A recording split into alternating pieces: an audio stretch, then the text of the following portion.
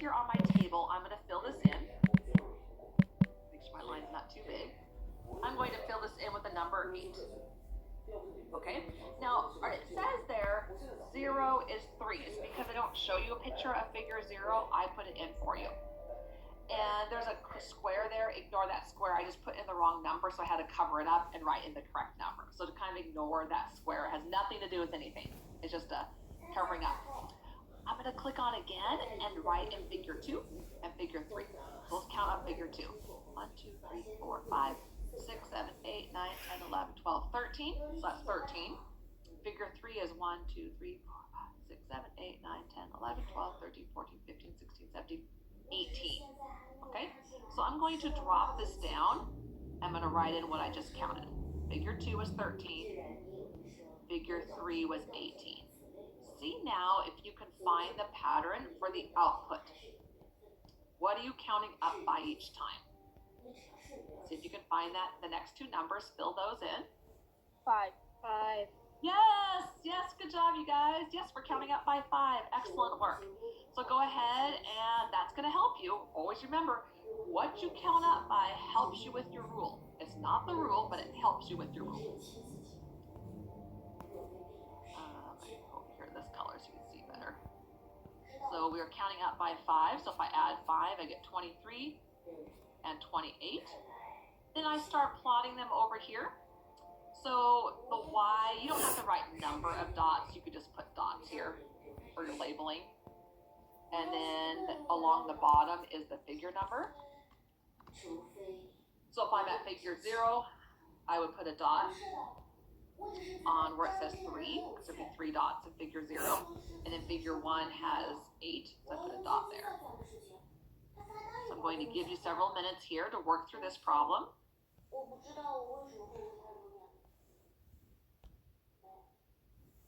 You won't be able to put all your dots on here, by the way. You'll only be able to plot through figure 4, I think, or figure 3.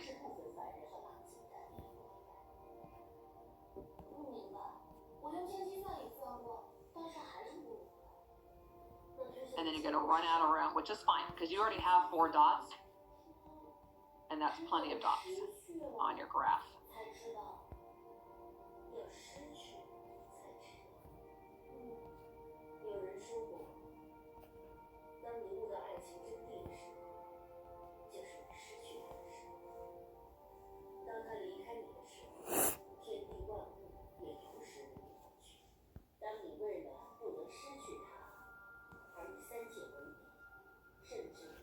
Excellent job.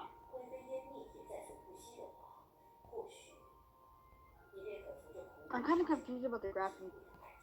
Okay, so the important thing is to go ahead and look at the input where it says the input is a 0, and then you read across for 3. So you start at 0. So like right down here along the bottom, there's a 0. So I'm going to start at 0. Now I'm going to count up 3, and there's my first dot. Okay. Then the next row is 1 and 8. So I count over 1 line. There's my 1 line over. Now I'm going to count up 8 lines, and I put a dot. Okay. Yep, and then I count over 2 lines and count up 13, and so on. Good. Yeah. Okay, we've got about, let's see where we at for time. 12:50. Okay, we've got about 12 minutes left, so we're going to have to move pretty quickly to make sure we get done. Again, if you don't get done on time, I have a video you can go back, watch, and fill in those little missing parts, okay? But I do need to move us along so we get done. So you can still see this. So our rule, again, we need to think about what we're counting up by. That helps us with our multiplication number. So we always kind of start there and see how that gets us to our answer. So let's go ahead and I'm going to show you just kind of my thinking. You don't need to write down this thinking. So let's take the number 5, and we're noticing we're counting up by 5s. So let's try multiplying by 5. Let's take our input, which is 5. Let's multiply by 5. We get 25. So again, Then you have to add 3. Yep, we're going to add 3 again to get the answer of 28. So let's try the strategy of times 5 plus 3. Make sure it does 8. So Aiden already checked it for us, but we'll just check really quick. Let's try with one other one. Let's try with number 2. 2 times 5 is 10. 10 plus 3 is 13. So that that rule does work. So I could write it out in words, or I could write it out with just symbols. So I could say multiply by 5 and add 3, or I could just put x 5 plus 3. Either one is fine. Wait, what I wrote, is it good? Because I said you add 5 every time to the output and multiply the input by 5 and add 3. You get rid of the output part because that would be going down. We want to get from in to out, so just delete the first part. Okay. The second part. Yep, perfect. Looks good. I'm going to leave this here for about another 30 seconds, and then we're going to wrap everything together, and you're going to see how everything we've done so far helps us to find the rule really fast. And there's a certain way to write this rule that's super fast.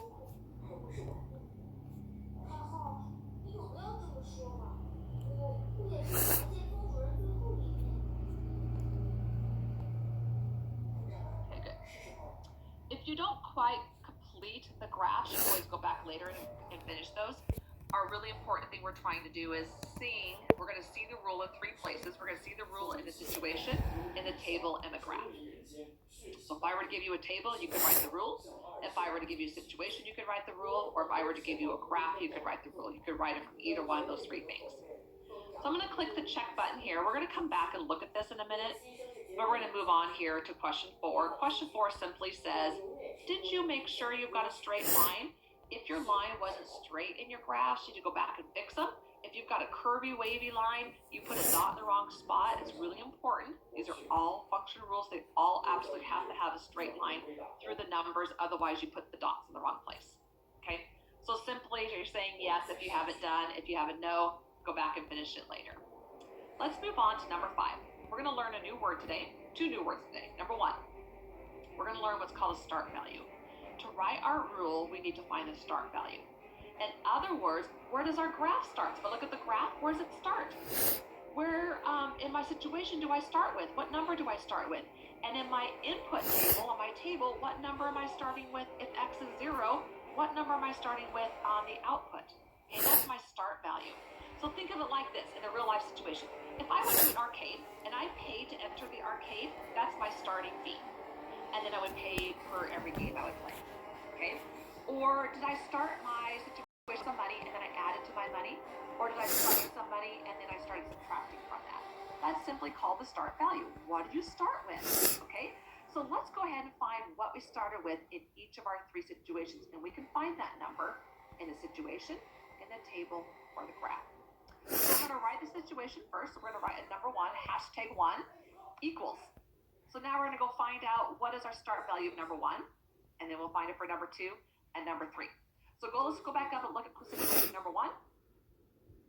It tells me right here, Emily collected 20 pieces of candy.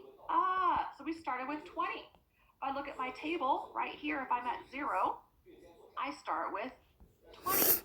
If I look at my graph, if I'm at 0 down here, my first dot on the left-hand side is 20. So I see my start number in 3 places, each of those places. So number 1, situation 1 starts with 20. So let's write that down. Scroll down to number 5 and write situation number 1, we started with 20. Okay, I'm going to put a comma, and now I'm going to go find what situations number 2 start with. Look at the table, the graph, or the story. Let's scroll down up and look. Situation 2. Oh, it even has the words that tell us in the situation. She started with 3. If I look at my table at 0, it's really small, I know, but if I were to click on it and make it bigger, at 0, she has 3 books.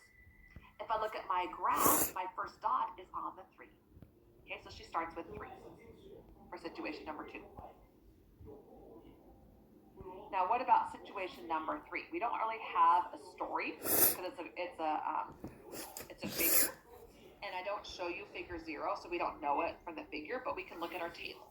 Our table says at figure 0, I have 3 dots. My first dot is on the 3. So again, we start with 3. Okay, so here we go. So we have 3 different start values. We have 20, and then we have 3 and 3. Just write those in like that. Now the next thing we're going to learn a rule is we need to find the rate of change. How much is it changing by? In other words, what do I multiply by each time? You guys know that, so you wrote it down in our rules, right? We said, oh, we multiply by this number each time. But you can find this by looking how much it changes from output to output on the table. This is what you guys are really good at figuring out. Oh, my table, I'm counting by this